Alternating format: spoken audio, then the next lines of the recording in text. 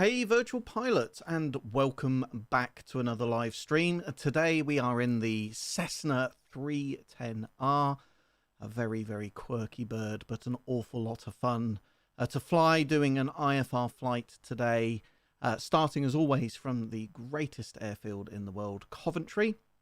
We're flying up to the north of the United Kingdom today, going into Newcastle. We've got Orbex's fabulous payware version of that airport, so that's EGNT.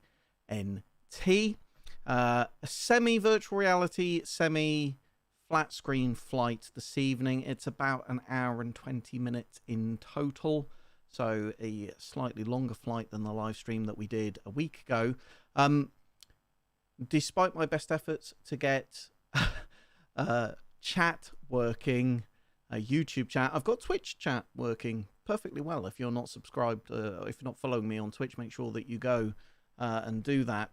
A link down in the description. But despite my best efforts, despite even moving from the Reverb G2 back to the Valve Index, because SteamVR has got some slightly better tools for capturing windows, I have failed monumentally to get it working. So I don't want to miss the chat. I do like interacting. So there's a very good chance that we will move backwards and forwards between virtual reality and flat screen. As always, this is alcohol fueled flight, a very nice Sauvignon Blanc that I picked up from Naked Wines for anyone that's in the UK. A very delicious wine indeed. I did get quite an amusing comment last week about it's a test to see how inebriated you can get and still fly a plane. We're going to get quite that drunk this evening, but anyway, without further ado, it's probably time to get in the Cessna 310, get the flight plan dialed in, and get that bird up in the air.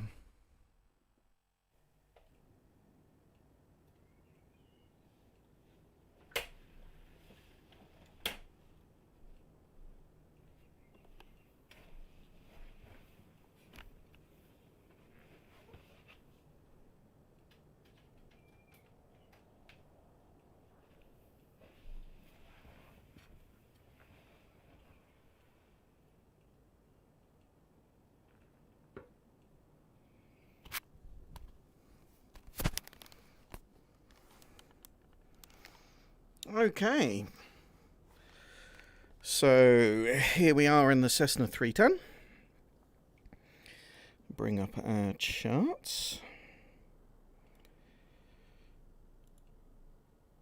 Use Sky Vector to plan this IFR route today. Just get that camera recentered. That's a bit better. Right, let's get the battery on. Let's get the left and right alternators on. We're on the main fuel tanks for both, so full forward on the prop, full rich, ½ an inch cracked. We'll start with the left engine, going low on the fuel pump. Prime for 5 seconds. It's a unique prime on this aircraft. It actually stays in the prime position until the help if we had some magnetos on.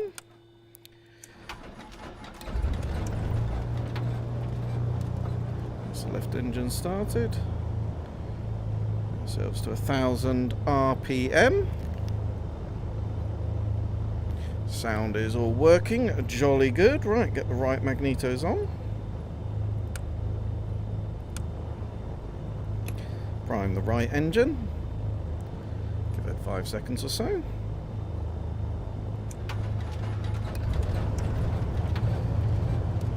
Okay, really should have got some lights on before we did that, but never mind. It's not real life after all. Okay, gonna lean all the way back to 6.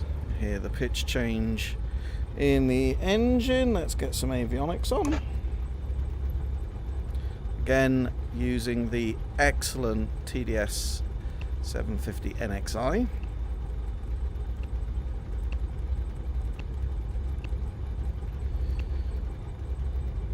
pause. System test OK.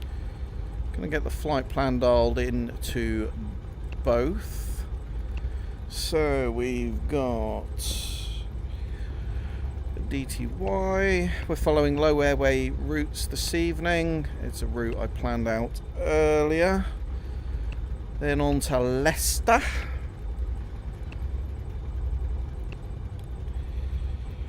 Paul. Nateb. Always difficult to know how to pronounce some of these sometimes, and it's a problem that real pilots have in the real world, actually, with these waypoints. Right, so we're dialed in on that one.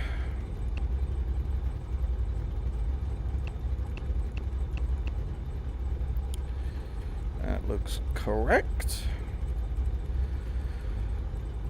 And let's do the same on this one very quickly.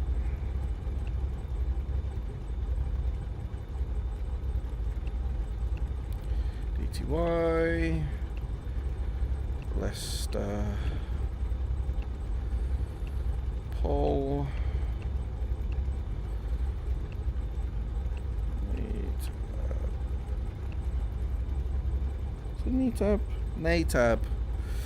NATAB, that's what you do when you rush through it too quickly. There we go, NATAB, and then Newcastle.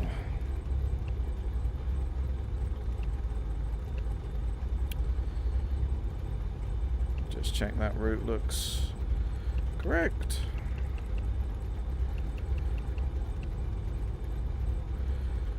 Which it does. Fair whack of the country, actually, that we're covering. She's a fast bird. She will do a grand job of getting us there, and no doubt.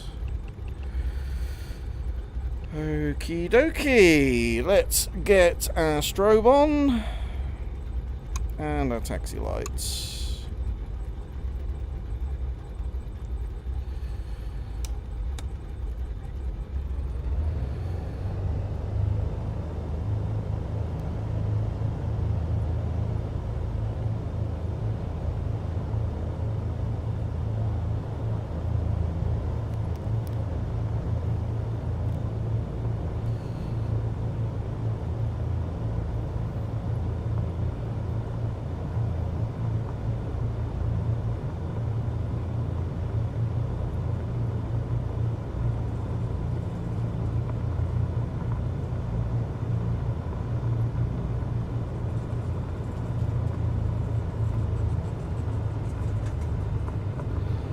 Climbing up to 5,000 feet initially.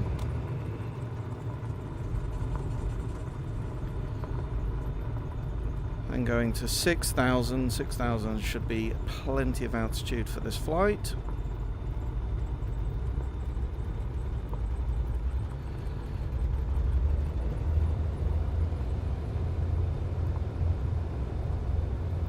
Do our run up in a second.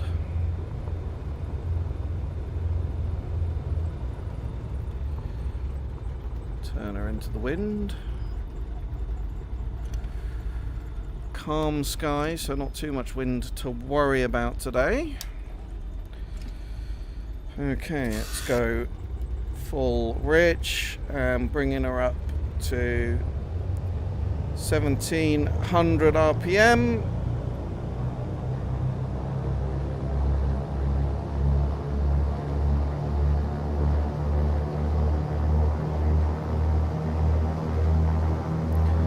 Cycle through the magnetos, looking for less than 150 RPM drop and less than 50 difference between them. That's looking good.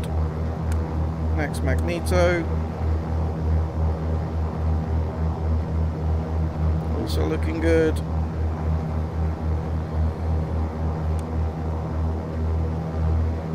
Coming back, right hand engine. Looking good. And last magneto. Fabulous. Looking good. Right. Let's do a check on propeller governor. Should come back to 1200. It does, and then back up to 1700, and then idle, and the engine shouldn't cut. Grand.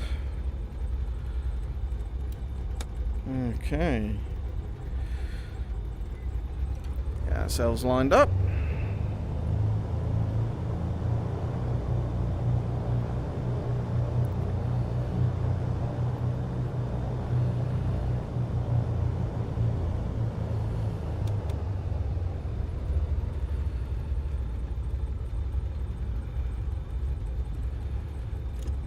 Get our taxi lights off. Landing lights out. These landing lights actually extend down out of the wings, so just need to give them about 10 seconds or so. I can hear, I'm not sure if you can hear that, but I could actually hear them stopping descending, so they'll be on now. Right, let's get this bird up in the air. Heels down.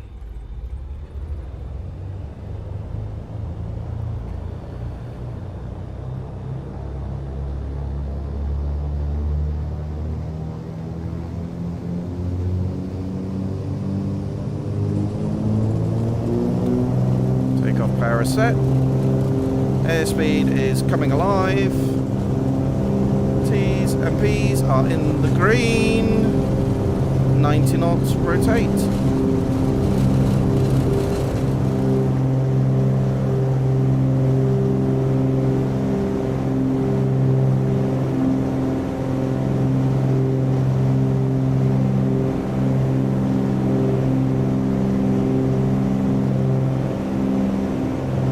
Okay, tap the brakes.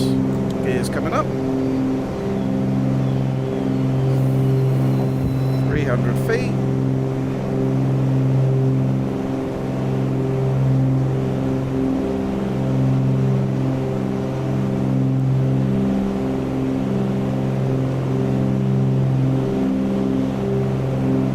Airspeed has built nicely. Come back to 25 inches and 2500 RPM. Gonna forego the traffic pattern today.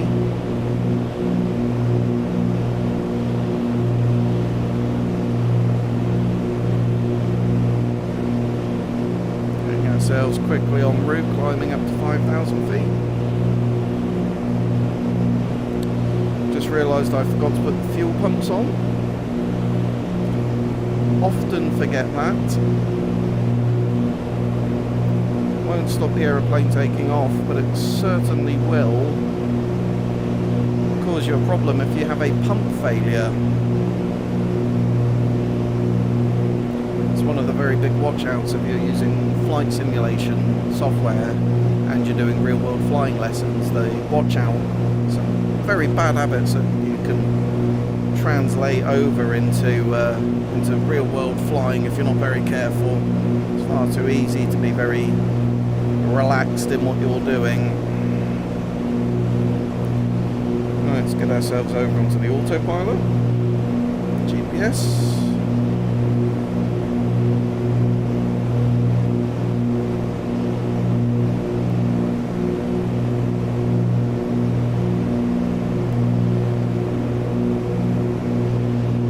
Pushing that manifold pressure in, that's going to go down as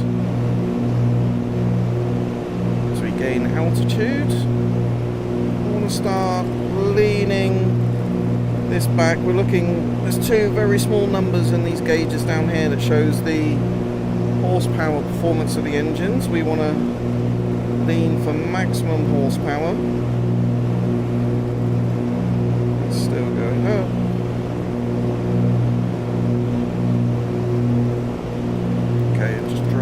So that's about where we want it.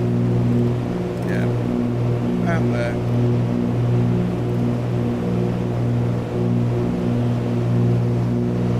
Okay, looking good in the climb.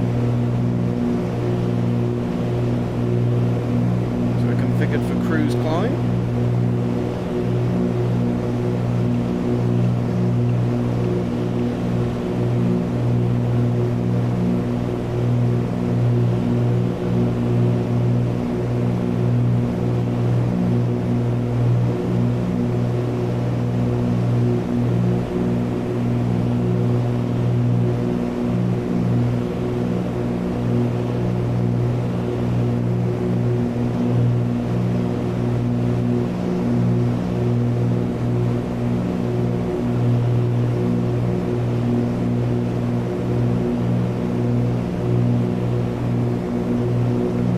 out at 4,000 feet just for now.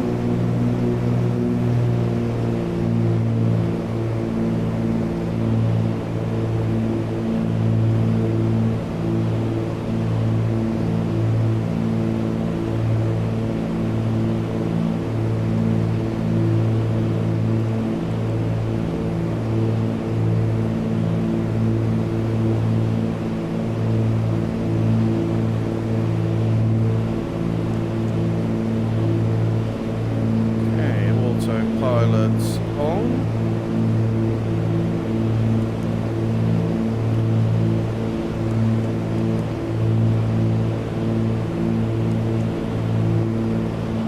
Onto nav mode, 4,000 feet. Looking good.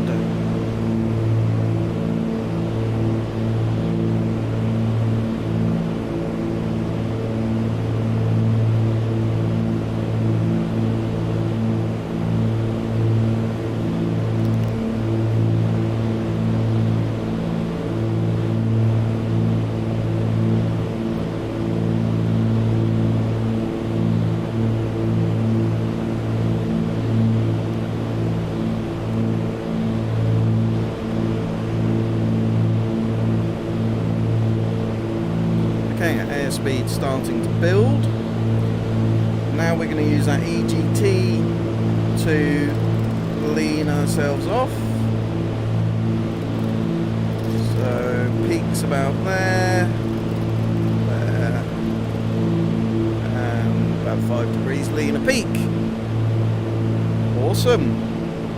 Alright, our airspeed, which takes a while to get going, the 310, so the airspeed will now start building over the next sort of 10 to 15 minutes or so. The autopilot's great because it's going to worry about all that trimming as your airspeed builds, your lift increases, you need to trim down, and there's a whole cycle that goes on for about 10 minutes wrestling with that. The autopilot's just going to take care of all of that for us, which is ideal because we're going to be climbing up to 5,000 feet once we've made this turn.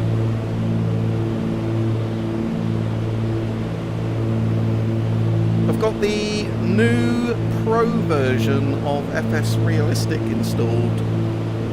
It's about the 4th or 5th time I've used it. FS Realistic, if you're not familiar with it, is a payware add-on that principally adds new sound effects to the sim, so screeching tyres on touchdown, the sound of flaps being stressed, windscreen noise as the air comes through.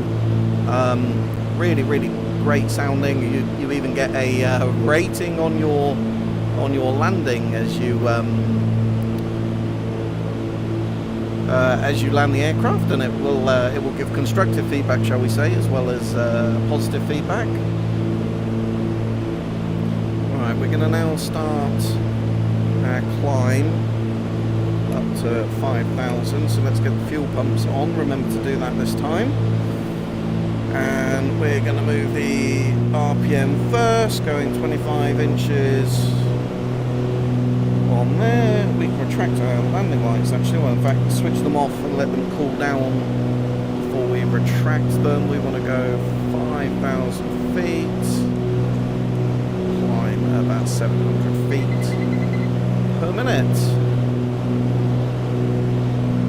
So yeah, FS Realistic got released a little while ago, and it principally adds new sounds into the sim. They released a Pro version, which, if memory serves, is about $21.99 UK sterling. But if you already had the what they called FS Realistic Core, it's only about £5 to upgrade, and it shouldn't matter which retailer or e-tailer you got it from. They're passing that discount on, and the reason that they've got a Pro version now is as part of some of the recent releases of Microsoft Flight Simulator, they've opened up the API for the camera. And FS Realistic always had camera effects in it. They were relatively basic, it was just sort of camera shakes. What they've actually done through this API now is that as you hit things like turbulence, as you touch down, as your wheels hit the runway, it replicates that motion pretty well actually into the camera view. And I don't know if I stop talking and shaking my head for a second. Here's a good example actually, that the whole aircraft is moving in a way with the turbulence that it didn't do before. Okay, we're coming up on 5,000, so let's go 23 inches and 2300 RPM, and we'll get those fuel pumps off. No, off, not high. And those landing lights should be cool now, so we'll retract to those. It can make quite a substantial difference actually to your cruise speed if you don't retract those landing lights, so it's definitely worth doing.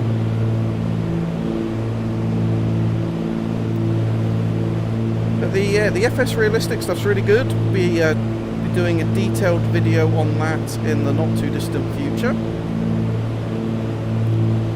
I imagine that would be next week sometime actually, and it requires quite a bit of tuning, there's no doubt about that. But once you get that tuning in, I mean initially, and you'll see this in the review that I do, I mean the movement was so ridiculously exaggerated, it didn't represent anything that you would feel or see in a real aircraft, and it was pretty distracting, frankly.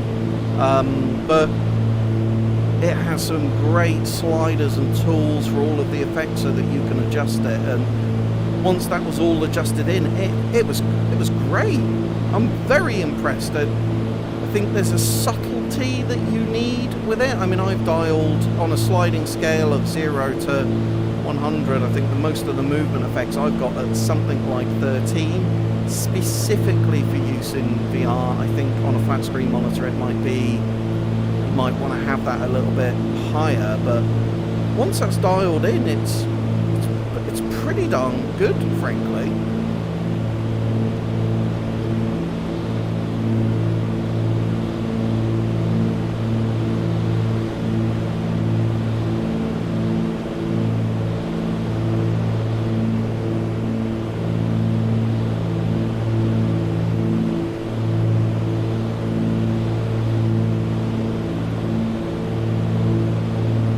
If I zoom out on this map, I mean, it gives you some sense of the distance that we're travelling relative to the UK. I mean, if I eyeball that, I would say that's 40% of the long length, maybe a bit more.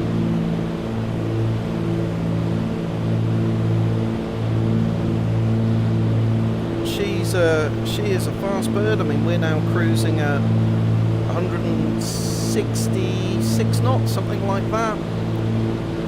I would hazard a guess that she might get faster than that yet again. Let's just check.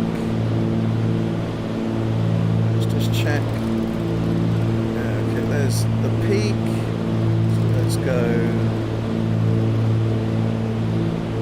about there. That will help with our efficiency and our fuel flow.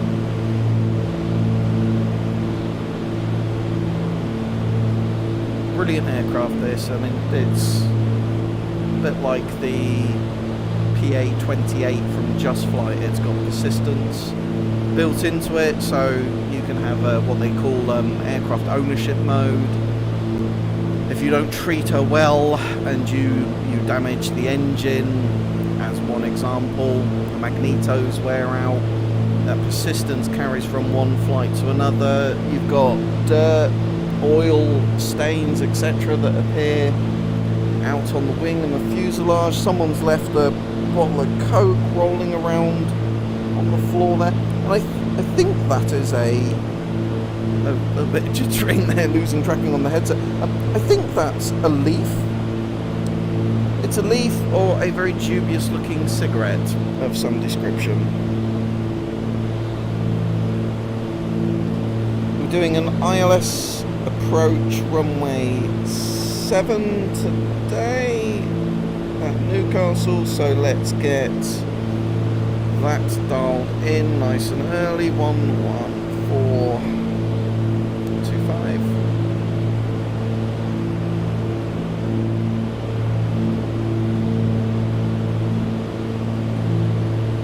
We want to run for about 90 minutes on the main tanks. This aircraft, she is a properly quirky bird. So, you know, in terms of the fuel tanks, the pod that you see at the end of the wing is the main fuel tank, and then in the wing itself is the auxiliary fuel tank. The manufacturer recommends that you run for about 90 minutes or so. We're not quite going to make that, but we may do a change to the auxiliary tanks anyway for the sake of interest. But yeah, run on the main tanks for 90 minutes, then switch over to the auxiliary tanks, then back to the main tanks, sort of trying to make sure that you're on the main tanks when you come into land. She is really quite counterintuitive to land as well. I mean, she comes in very fast. It feels like you're going far too fast. It feels like you hear that runway extraordinarily hard when you get there, but she's got very skinny little wings, and if you don't keep your airspeed up, I mean, you need to keep your airspeed up around about the blue line, which is 105 knots, which is best rate of climb on one engine. And that's a fast approach. You know, if you think in the PA28 you're going to be coming in at 70 knots if you're light, maybe a little bit faster if you've got some weight. You'll be coming in at 105 knots in this. That is a substantial speed increase. An awful lot happens at quite a fast rate of pace.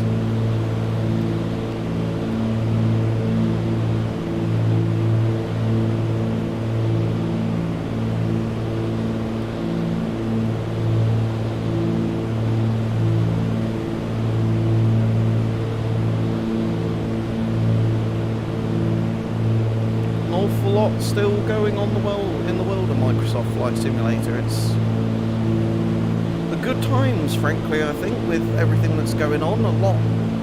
They're expecting another 80 aircraft in the next year, which is phenomenal. We've got the 40th anniversary edition coming up. We've got another sim update. The next sim update is a really big one as well, right? NVIDIA's deep learning super sampling, which, I mean, I use the OpenXR toolkit for virtual reality. I'm using the Index today. I'll explain why I'm doing that in a second, but I use the OpenXR toolkit, which gives you NVIDIA's NIS upscaling, or AMD's FSR upscaling, and that does make a pretty substantial difference actually to the frame rates you get. But NVIDIA's deep learning super sampling, where it's using those dedicated cores on the processor, I'm really hoping that's going to give a nice boost when you combine that with the foveated rendering on the OpenXR toolkit. I mean, I can get a very healthy 51 to 55 frames per second in the Reverb G2 when I'm playing with no motion reprojection on 4000 series GPUs coming out in I think it's the 4th quarter of this year, so October onwards, combined with DLSS, foveated rendering. Could we get 90 frames per second in this sim?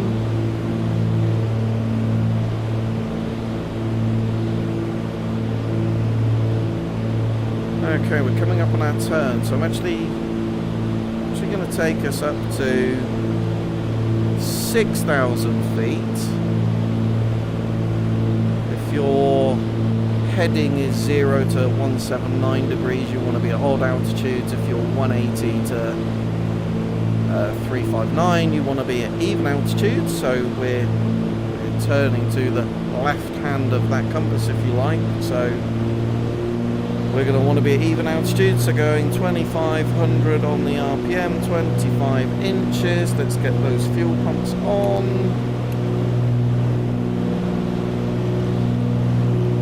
6,000, steady there cowboy. 6,000, and let's go up at 700 feet a minute.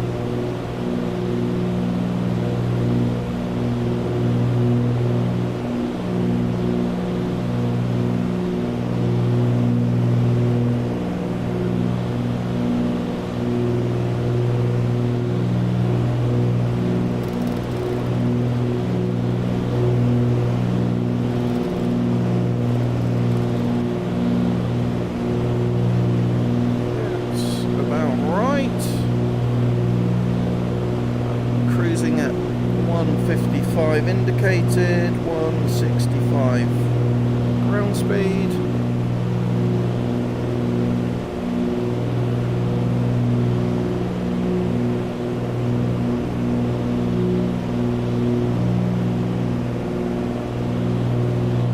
Yeah, really enjoyable aircraft to fly. Very frame rate friendly actually as well with the cockpit, the way they've done the textures.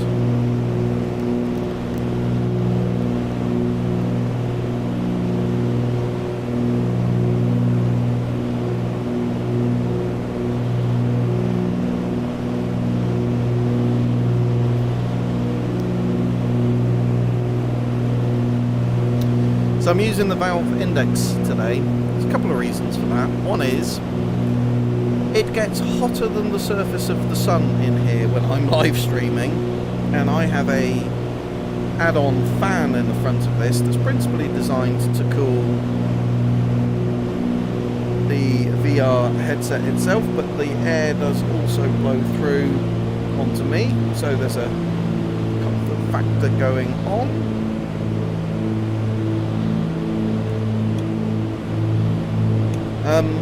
But I was trying to get the YouTube chat up in the headset because this is, you know, it's a fairly lengthy flight. Would have been nice to have interacted with you all. Unfortunately, we're not going to be able to do that. Big Scary Mars should be on the live chat though, which is my beloved. Not a huge fan of VR flight simming, it's got to be said. She suffers dreadfully with motion sickness. The last time she tried it, she had to make an urgent run for the toilet. So yeah, she's not been willing to give it another go. But I will continue to endeavour to get the chat working for these live streams. I'm going to try and do a live stream a week. That's the target. Sunday seems like a good day to do that. So content during the week, normal videos during the week, and a live stream on a Sunday evening. It's nice for me. It's enjoyable being able to actually fly the aircraft rather than, you know, sit and edit content the whole time. So that's the ambition. Life will unfortunately get in the way from time to time. I've got family, etc. So, but the ambition is to do a live stream a week. The tools in SteamVR are way better for live streaming than in Windows Mixed Reality. And whilst I am a convert to the Reverb G2, largely just because of how sharp the display is, I do think the SteamVR ecosystem is substantially better. If I win the lottery, I will invest in a Vero Aero £2,000 VR headset, but I think my wife would disown me if I bought one of those. And I do have to be careful because, as you know, these live streams are alcohol fueled. I have been known after a bottle of wine to inebriated Mike gifts sober Mike presents from from Amazon. And it would not be the first time I got myself into trouble. It wouldn't be the first VR headset I bought inebriated either. Bought the last time I did that, it was a oh, my mind's gone completely blank. The very, very wide ones from a Chinese company. Wasn't massively impressed. A huge distortion on the periphery of my vision, and did a review of it actually. I'll try and remember to put a link to that down in the description once this live stream is over. But I couldn't get on with it. It really did. It wasn't just that it distorted the periphery of my vision. It did weird things with the scale of the world as well, and it just, yeah, I just really couldn't get on with it. Which is a damn shame actually, because I am a massive VR headset enthusiast. I'm sure it will shock you not to know.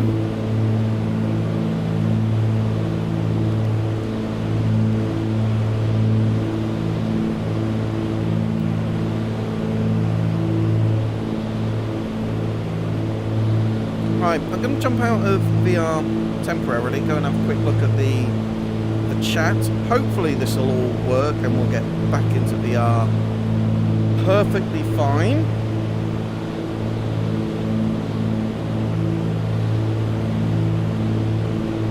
Looking good. In fact, I'll tell you what we'll do before we do that. We will cycle the tanks, just because it's interesting to do. So when you're cycling the tanks, you do them one at a time. You need to make sure that the fuel pumps are on, so you risk an interruption to the full fuel flow if you don't do that. So if we do the left tank first, you have to go full rich on the mixture, and then you move that over. Lean yourself back off.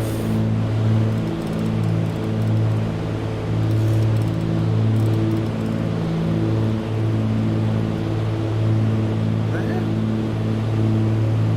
Take the fuel pump back off. The only thing with the FS Realistic bobbing it around is it gets a little bit more tricky to hit buttons.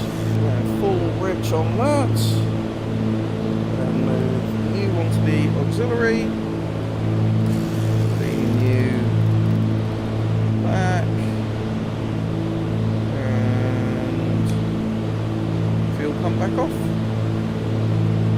And then we've rotated, and you can go, you see these yellow lights have come on here. That's telling us that the gauges now are indicating the fuel quantity level in the auxiliary tank. If you flick that up, that shows you what's in the main tanks.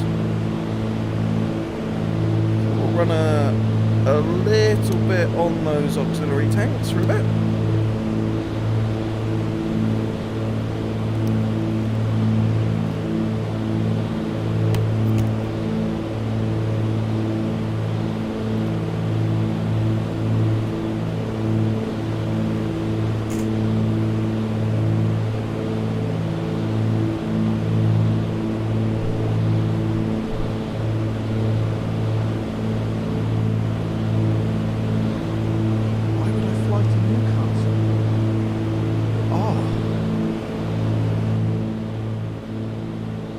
I fly to Newcastle.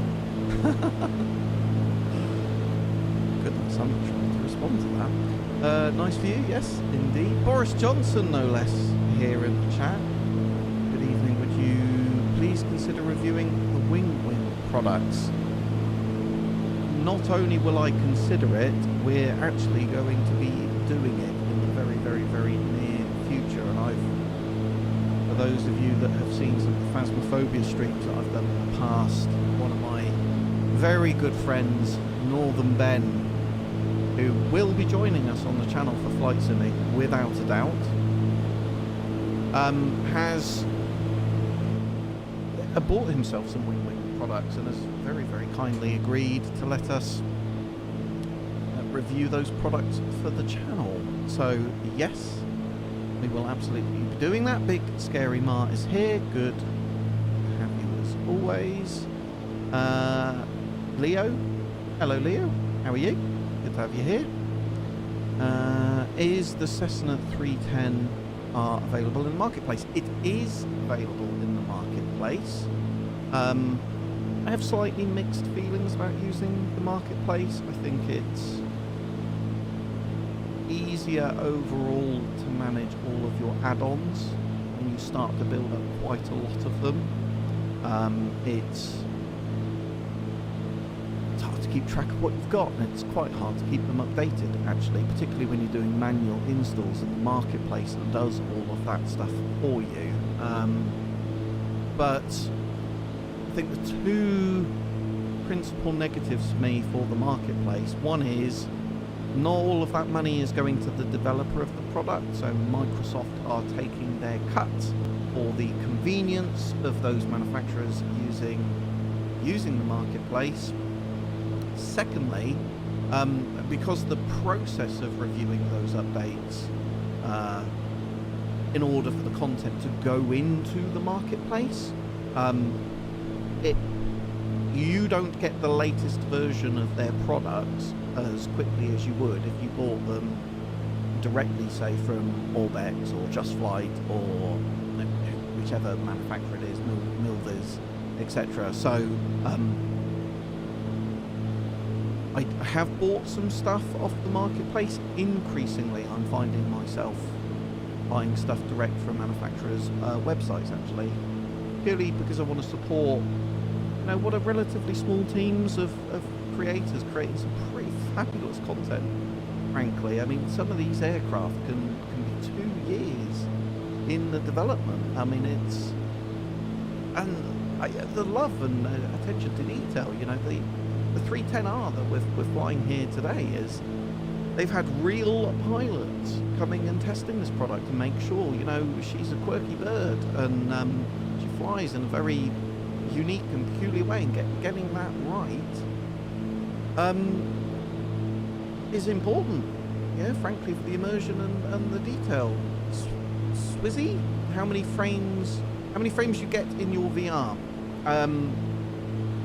On the Reverb G2, which is not the headset I'm using today, without motion reprojection switched on, I normally get between 51 and 55 frames per second. So motion reprojection is that clever technology that adds in frames to boost your frame rate up to 90 frames per second. When you switch that on, you lose some performance because some of the GPU processing is being used to add that performance in, and it will typically lock it at a ratio of 90 frames per second. So for as an example, it will lock it at 45 frames per second and effectively add in 50% of the frames. So 50 to 51 frames per second without motion reprojection on the Reverb G2. Steam normally locks itself in at 45 frames per second. It has a couple of different versions of motion reprojection, and can bore you with the detail of that if you're interested, but it's quite good actually, the Steam VR motion reprojection. The Windows Mixed Reality less so.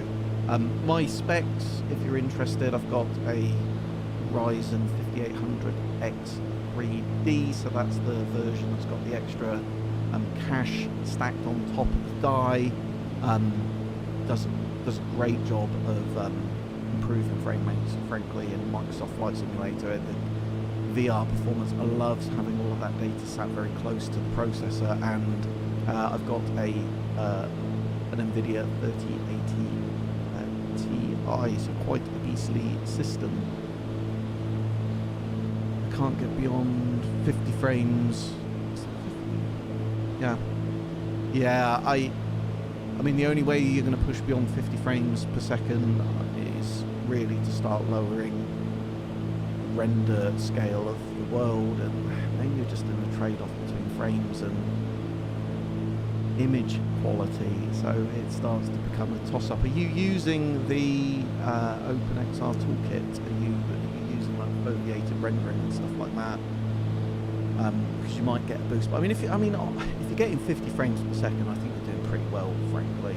It's you know, it is a demanding sim without doubt.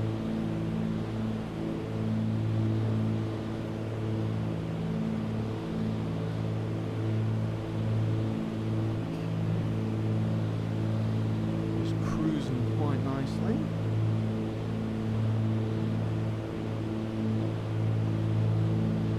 Nice, I think, to give you a look at just how nice it looks on a 4K monitor as well. I mean, it certainly looks better on a flat screen monitor. The VR headset is going to really struggle to get that level of fidelity, but I can't go back to a world in which I'm not actually sat in the aircraft, I'm just sat here at the desk. It's not the same. Certainly a lot easier for streaming, but yeah, I mean, I called it Virtual Reality Pilot channel for a reason. Yep, got the OpenXR toolkit, good stuff. Also played around with settings and found scaling. Yeah, scaling is almost correct. No, let's hope NVIDIA's deep learning super sampling will make a difference, and let's hope. I mean, I dread to think what the 4000 series NVIDIA graphics cards are going to cost. I mean, it's sort of ironic. I mean, we've got inflation on everything but processors at the moment.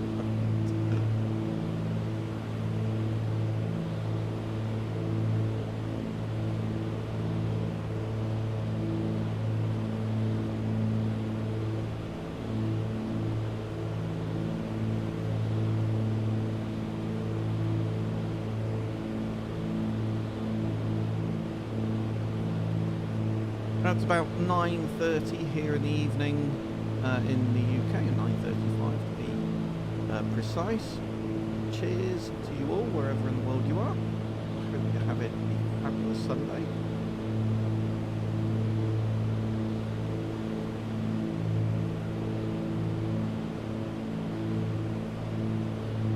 Been jolly warm in the UK last week, which is.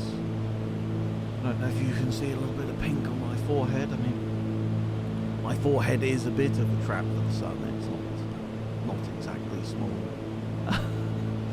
So a bit of sunburn I managed to pick up. I did a jolly good job of getting my kids coated in sunscreen before I sent them off to school, and did an atrocious job of doing the same to myself. That's the life as a parent for you.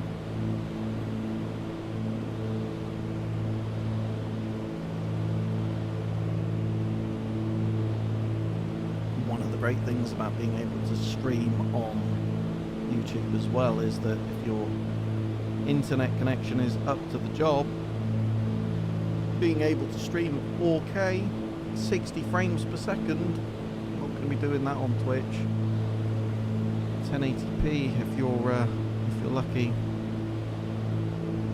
You know, VR is a different experience. Yeah, it's just awesome. The European heat kills you. It was I think it was 41 degrees in Spain one day last week. They're getting into quite dangerous territory then. A bit of climate change going on. I don't think the UK is quite ready for 41 degrees.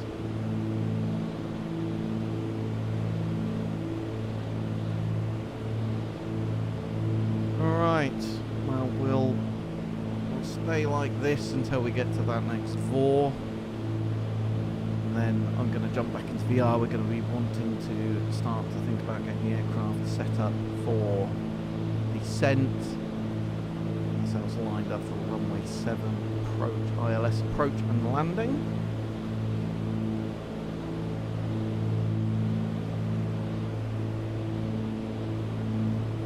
We've got some great content coming next week, as I say. FS Realistic Pro review. Got some airports that I've bought that I want to take a look at. I have very randomly discovered, I don't know if any of you can remember the series Flying Wild Alaska. It was out, I think it was about 10 years ago. It was on. Great series, bush flying out in the Alaskan outback. Outback, is outback the right term? Anyway. Great series based around a family that own and run a small airline company out of an airport in Alaska called Unicolete. And I sort of randomly discovered that as a payware airport in the marketplace, actually, interestingly.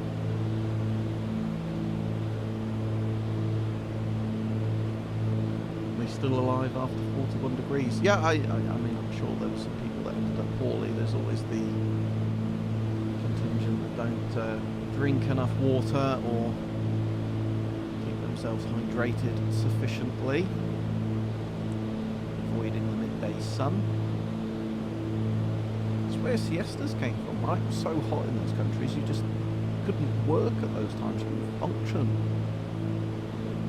Are you playing with... I'm not flying on VATSIM today. We are going to be doing some VATSIM stuff. VATSIM is seriously, seriously cool. And for those that are doing real world training, a brilliant way of practicing your radio calls. It's one thing to sit and make radio calls in a exam environment or a practice environment.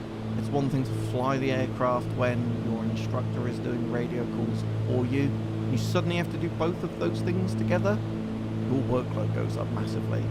You suddenly go from a place where you feel quite comfortable with what you're doing to being quite overloaded and quite overwhelmed, frankly.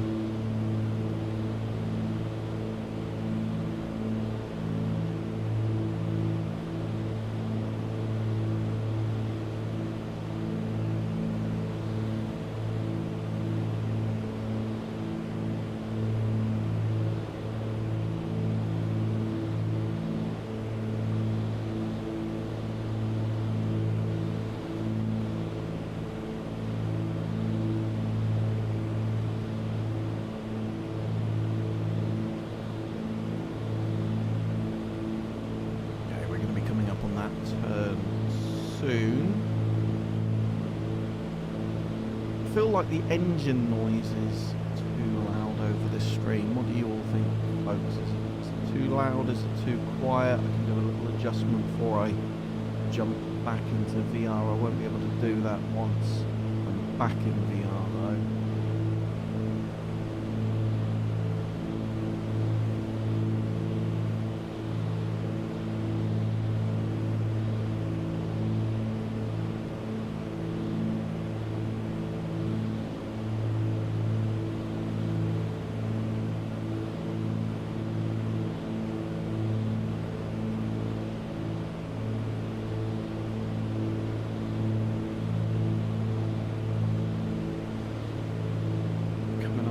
Turn. Some air turbines there just below us, a nice farm of them.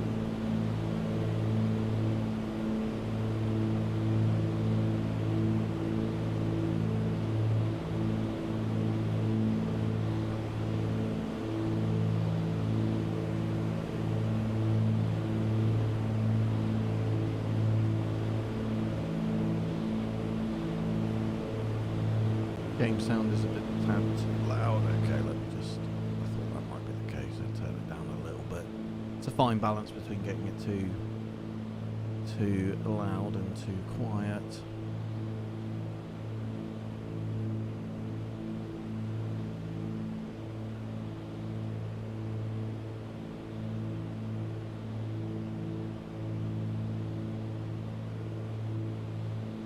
How's your flight been going?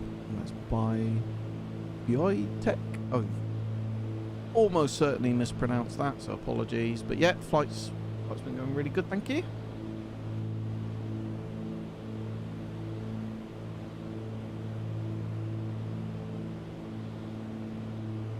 Okay, not far to go now.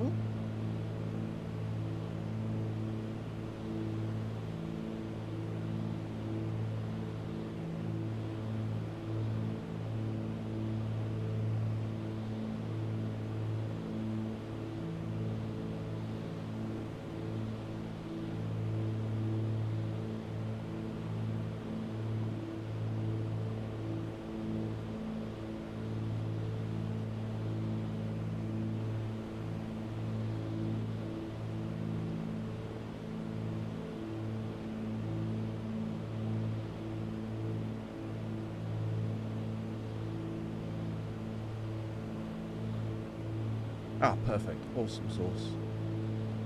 Alright, I'm going to note that position of the slider for the next stream. I think I'm likely to continue using the index for streaming. I've got all the lights on in here. It does get very warm, particularly as we've discussed with the weather. It is the way at the moment, but microphone is a lot better on the index than it is on the Reverb G2. The Reverb G2 is not a bad microphone. I'm not hating on the microphone on the Reverb G2, but the index is substantially better. What other planes do I fly frequently? I fly the PA-28 from Just Flight quite regularly. I've been doing quite a lot of VFR flying, low and slow stuff. The PA-28 is nowhere near as fast as this aircraft. So actually, when you've got quite a lot going on and you're trying to look for visual reference points, she cruises at about 120 knots. That's quite a nice speed to be doing that at. But she's still a complex aircraft. You've still got the prop control, retractable landing gear, so she's still a very interesting aircraft to fly. Beautifully modelled, very, very, very frame rate friendly in VR as well. So big fan of the PA-28. I've got the Kodiak 100. FlySimware's Kodiak 100. She's brilliant. I love flying in like Papua New Guinea. If you don't follow a YouTuber called the Missionary Bush Pilot, who is a real pilot who flies the Kodiak 100 in real life, cannot recommend his channel enough. And there is a smorgasbord of content available for Microsoft Flight Simulator to be able to go and replicate his flights in real life. They are awesome. Loads of freeware, add-on airfields with IFR charts available for them. Really, really, really awesome. Again, I will try and remember to leave a link to that down in the description. I'm going to have to re-watch this stream without doubt in order to remember the things that I've promised to put down in the description. But yeah, Missionary Bush Pilot. The guy's an incredible pilot. I mean, those airfields in Papua New Guinea are frightening to land at in Microsoft Flight Simulator. We're going to begin to imagine what it's like to do it in real life. Maybe that's the next live stream, Kodiak 100 in Papua New Guinea, and you can watch me splat myself into the side of a mountain. I've also got the Cessna 414 Chancellor, which is currently in beta.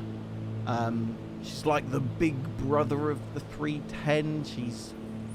She's faster, she flies higher, she can carry more passengers. She's not as quirky as the 310 though. She doesn't have the really funky fuel tank configuration. You don't feel like you're gonna fly her straight into the ground and splatter yourself all over the runway.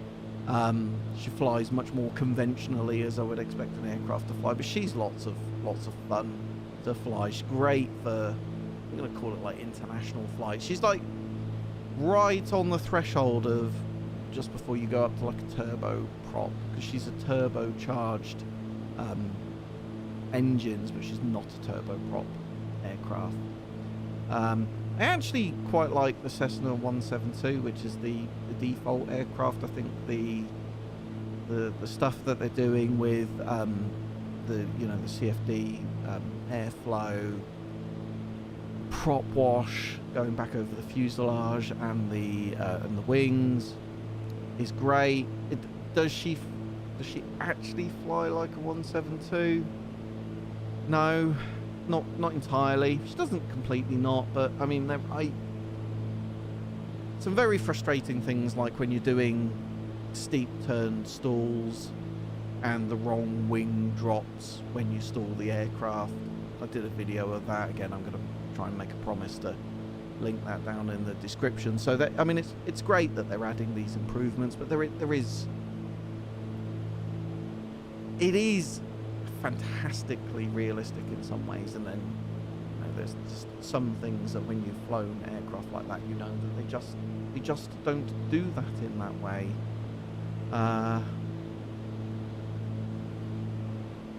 Okay, 16 nautical miles left to go.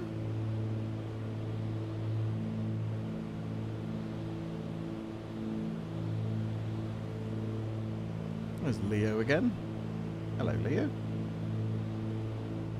What else? What other aircraft do I fly?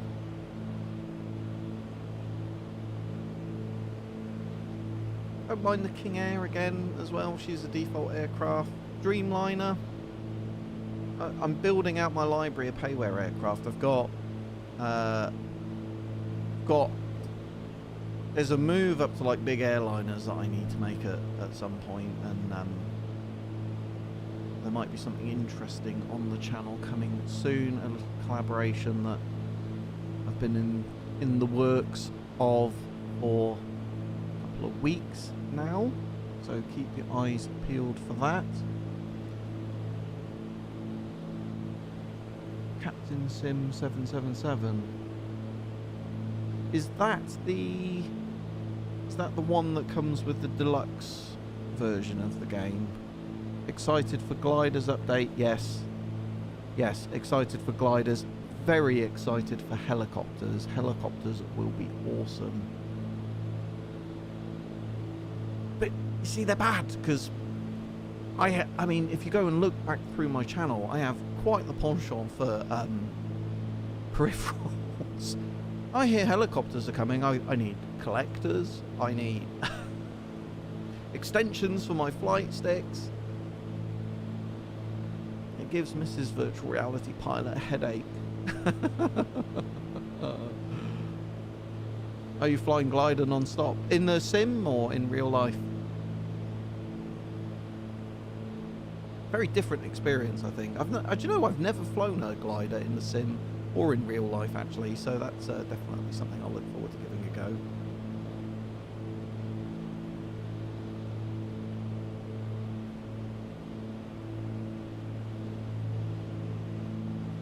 How are we... Oh, those fuel tanks are getting...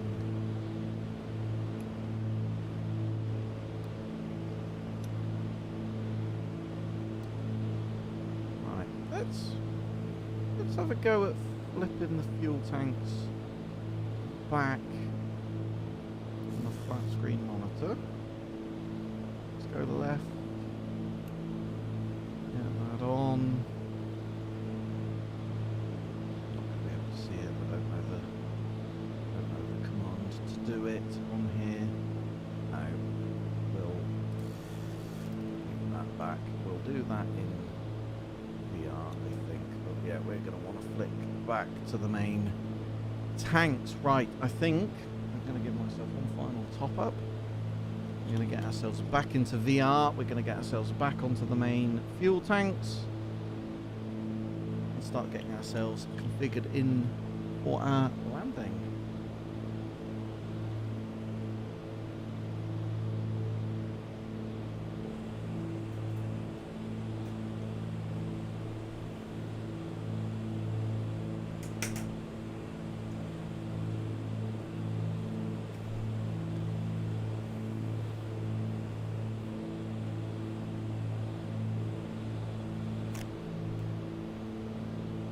Hopefully that audio is coming through. Yep, appears to be. Awesome sauce.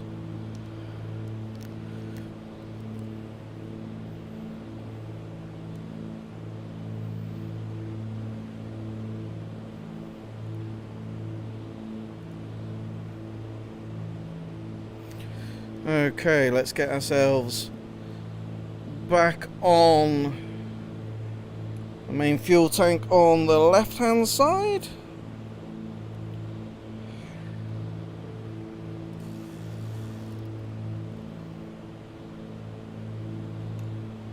You see the light has gone off on the left hand side there. Fuel pump on the right hand side. And light's gone off on the right hand side. Let's just make sure our EGTs in the right place. Yeah, that's about right. And get that fuel pump off.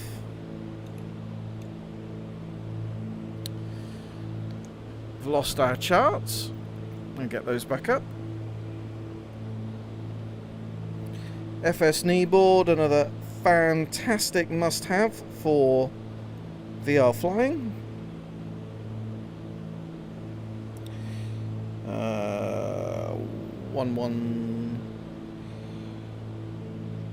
I think it's the 11050. Get that in, and 66. Awesome sauce. Right, I think now is probably a reasonable time. We're in a...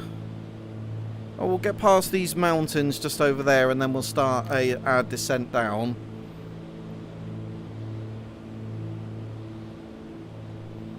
In a relatively high elevation area of the UK.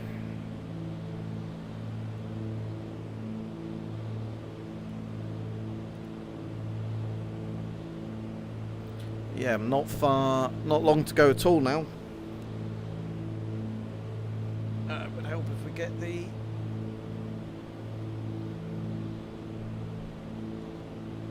My bad. Get that flip back.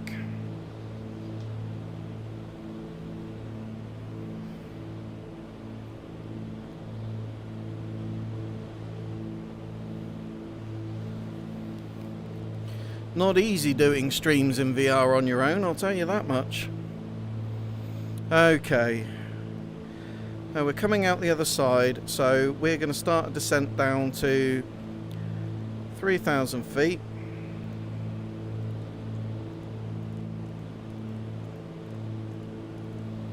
Yeah, quite a lot to think about when you're streaming this stuff. Flying the aircraft is complicated enough, running a stream, and then you've got virtual reality to worry about as well. There is an awful lot going on. Let's get those fuel pumps on.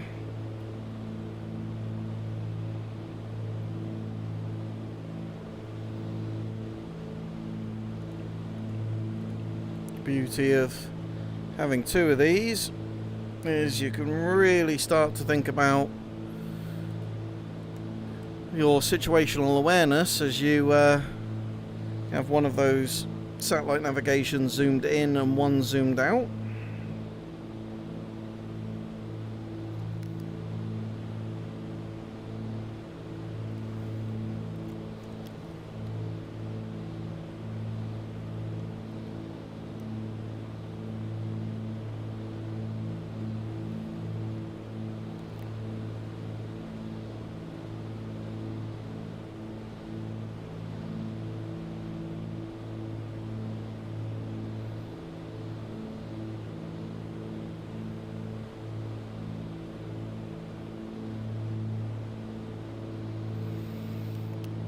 Got a fabulous payware airport Newcastle from Orbex. It's not the first time I've landed there. It looks great. Really is very good.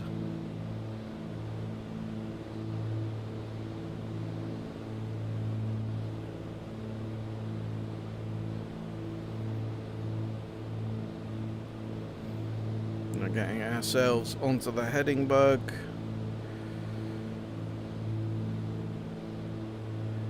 Not quite in range of Newcastle yet.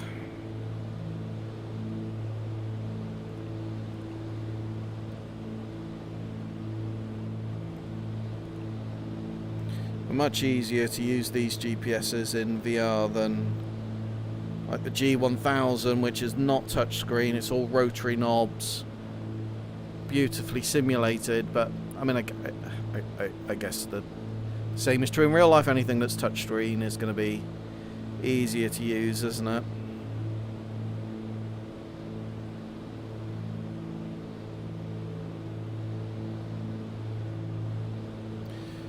I find it very, very relaxing and therapeutic just being sat here in the sim, in an aircraft.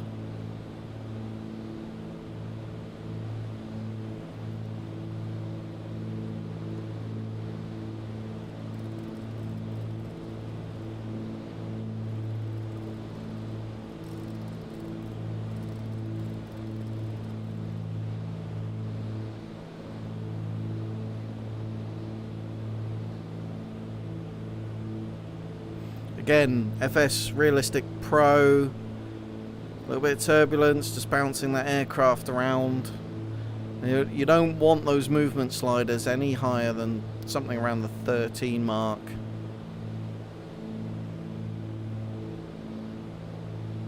The subtlety it works really nicely. You don't want it overdone. The manifold pressure's creeped up a bit high. Of course we're descending, the air's getting thicker, so just bringing that back, and we're doing the best part of 200 knots.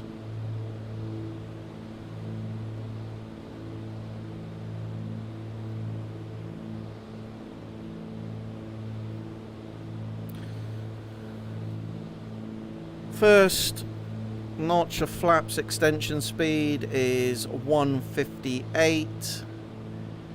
That's 15 degrees of flaps. Gear extension speed is the same as the full flap speed of 138. Actually going to get below 138 even before we put the first notch of flaps in. Getting the gear down and the flaps in at the same time. That first notch of flaps, this aircraft has quite a strong pitching up tendency anyway. Once you get that first notch of flaps in, the nose really does want to pitch up. If you get the landing gear down a fraction of a second before you put the first notch of flaps in, they cancel each other out. She starts cruising, she continues cruising quite consistently down actually, so taking that little bit more speed out, being patient and not using the flaps as a mechanism to slow down.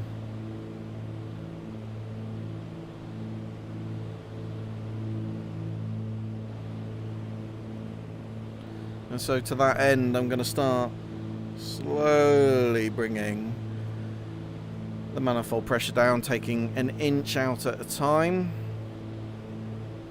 and giving ourselves about a minute between each reduction. I normally have the yoke showing when I'm flying in sim. The reason that I'm not doing that, and I'm not going to demonstrate it because I'm going to cause myself no end of problems, is when you turn the yoke, the aileron deflection, both from an animation perspective and from a physics perspective, works absolutely as it should do in this aircraft. But the yoke, when you've got your physical yoke turned to about 45 degrees, the animation of the yoke in sim goes to about 90 degrees, and it's very immersion breaking. So it's only for this aircraft. It's not Microsoft simulator, flight simulator problem. It's a Milviz 310R problem. Just so that we don't get the immersion breaking. I've switched that off. Look at all those wind turbines down there. It's like it's more windy in the north.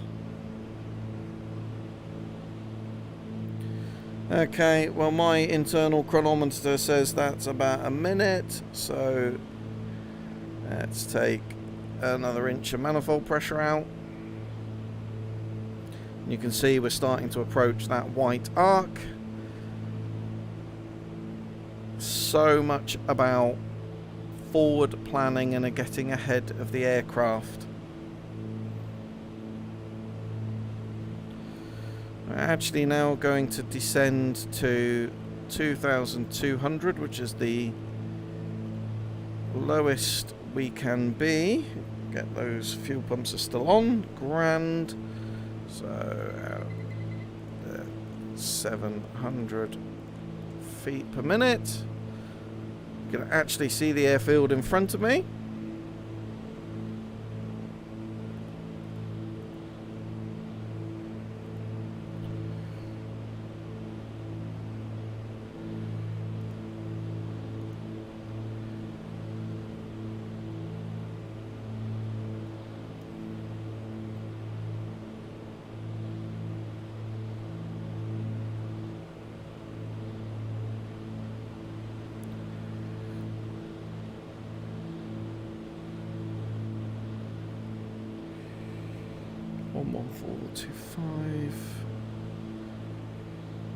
It's 11150, that's why we're not picking it up.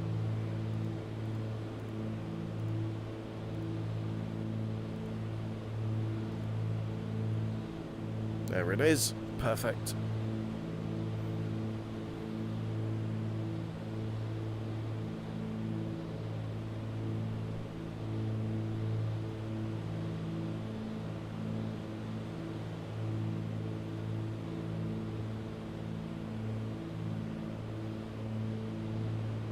No ATC this evening. I can't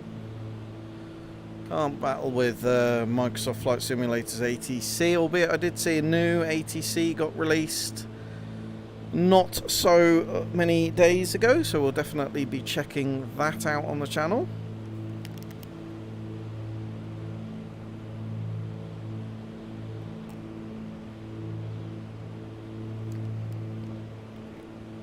So if you've just joined us, we'll be getting ourselves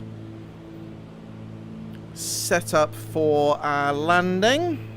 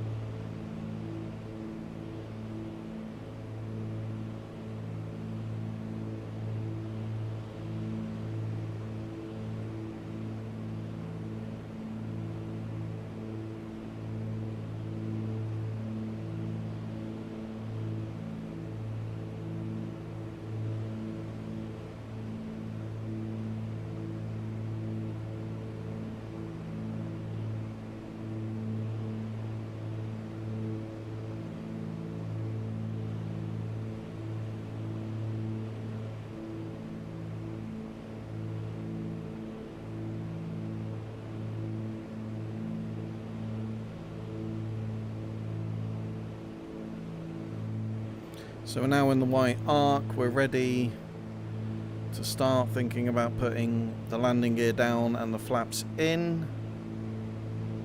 A little bit far away from the airfield to want to do that right now.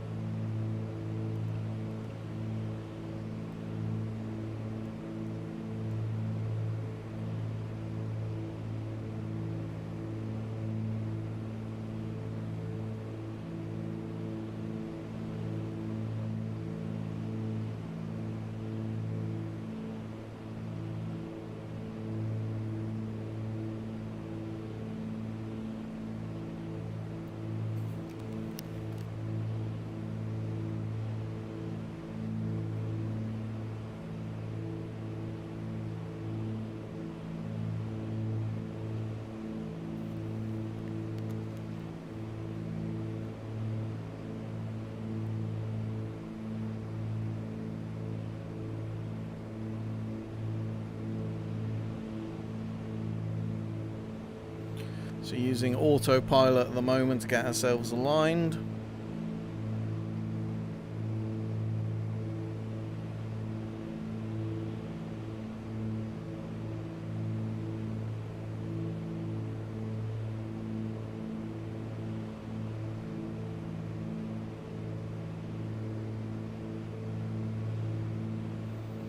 This river is a good indicator of where we want to get ourselves lined up.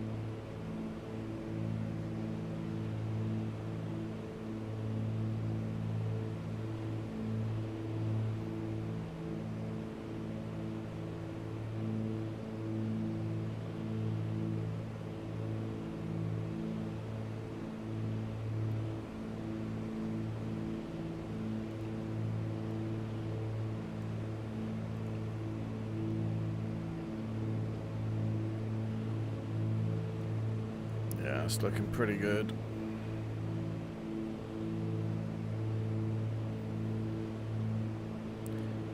Switching ourselves over to nav.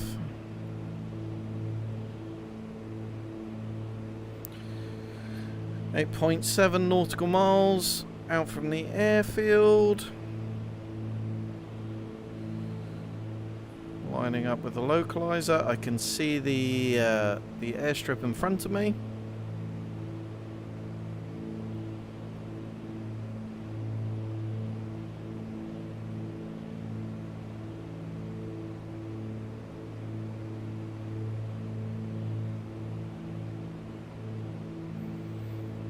Glide slope is starting to come in. Gonna get the gear down and the flaps down before the glide slope, so gear's coming down, first notch of flaps. And those two things cancelling each other out. Alright, let's get the glide slope coming in. Looking good on the glide slope. 120 knots.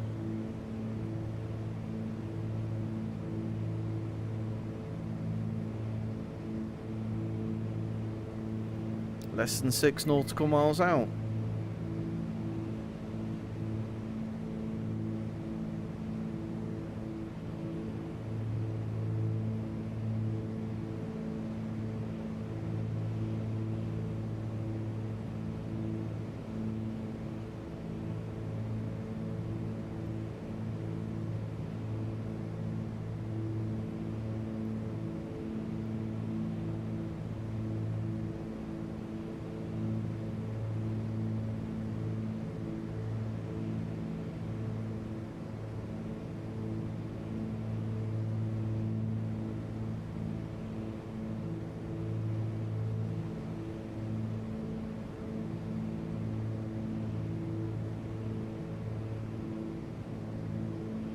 Waiting until we're within glide slope of the airstrip before we put that final notch of flaps in. Going full rich. And we're going high RPM on the propeller.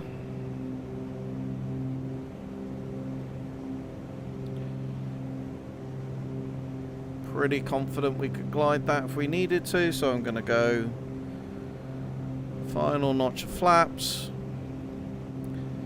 and get ourselves configured for 105 knots. She does want to come in fast. A counterintuitive aircraft to fly down.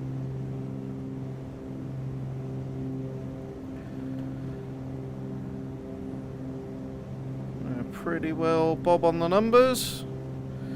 500. Red, blue, green. We're full rich, high RPM.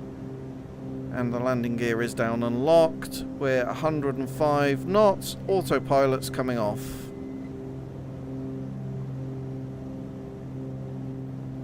Keeping the speed up. A little bit low, a little bit slow. Putting some power in. Keeping that speed up all the way down. This is a counterintuitive bit because I want to start bringing the speed off, keeping it on with bob on the glide slope.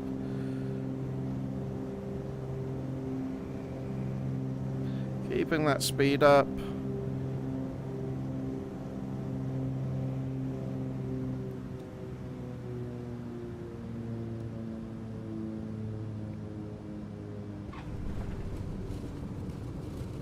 And we're down.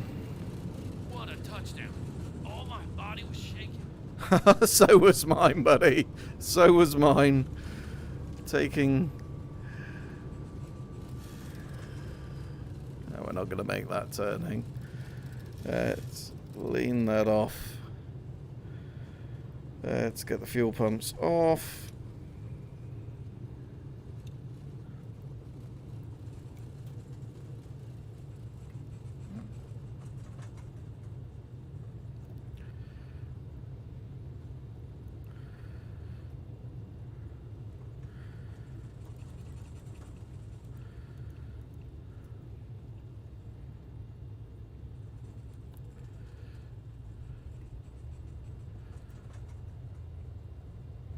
This is where you get to see just how great a payware airfield this is from Morbex.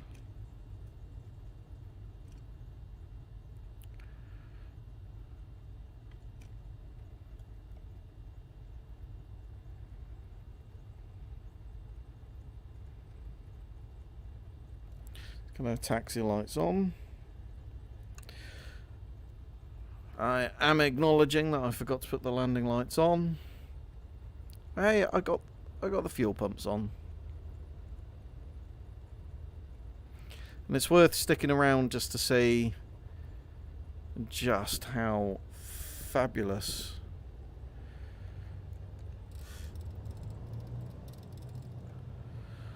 this payware airport is from Orbex.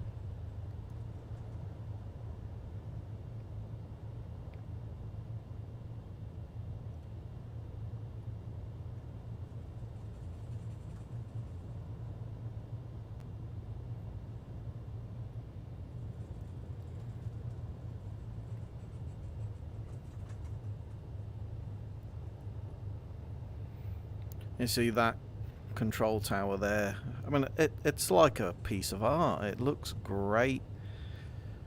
And here, just up on the right-hand side, is where they have a fire training centre here at Newcastle. So the sort of rusty-looking, what looks like some sort of large gas cylinder or some sort of container for holding chemicals. They use that for simulating putting fires out on aircraft fuselages. That is really there. So that rusty coloured thing there. You've got the fire station just here on the right hand side. It's all really beautifully modelled. Why go to Newcastle? This is why go to Newcastle. Look at that tower!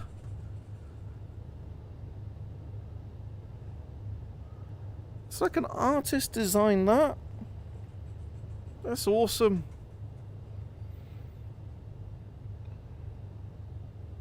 I'm going to head down to the general aviation parking.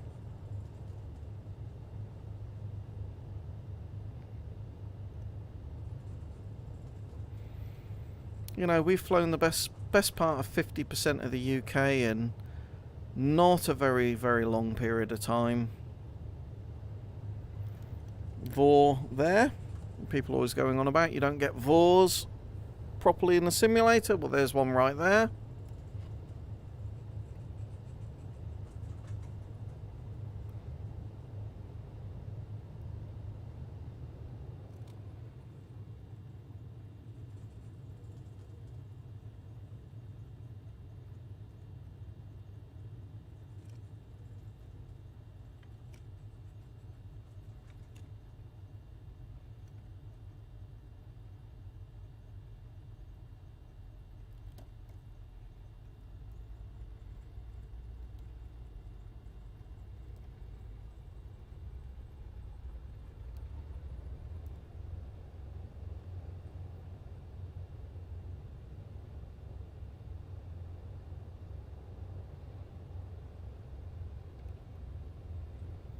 You have to actually cross the airfield to get into the general aviation parking, which of course with VATSIM or in the real world you would do with ATC clearance. For the purposes of this stream, we've cleared ourselves. I'll just have a quick look though. Make sure there's no aircraft coming in.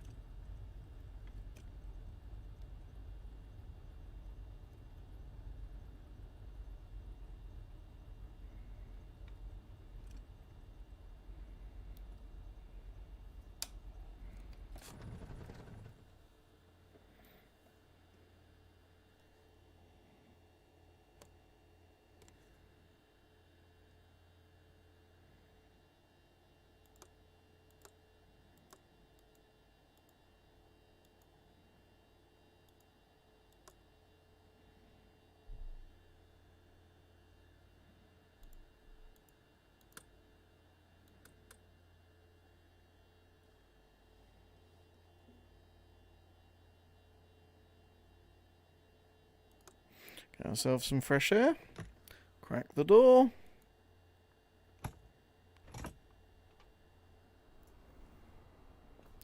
Welcome to Newcastle.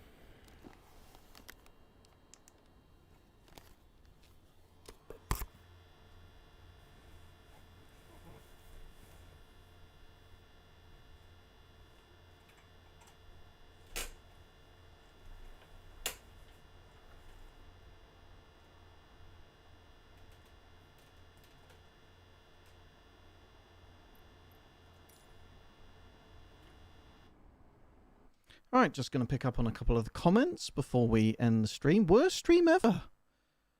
Problem with... Oh, that... Okay. Shush, it's a good stream. Just had a couple of hours in VR. First engine issue after 20... Oh, okay. Interesting, yeah. That's the persistence coming through. It's awesome, isn't it? It's just me, or is this game low resolution? No, that's just because it's VR. There is no way of capturing VR stream and representing that to you as I see it when I'm in VR without you being in a VR headset. Nice landing. Thank you very much. Missed the flight. Been watching the F1. Well, I won't lie to say I'm hurt that you prioritised the F1 over my stream, but you know. No playing game sound, it seems to me. Oh, okay. Should have been. Okay. I will rewatch the stream. If there's been any technical glitches, then we will seek to address them in the next stream. I really hope you've enjoyed that. I have certainly enjoyed flying it.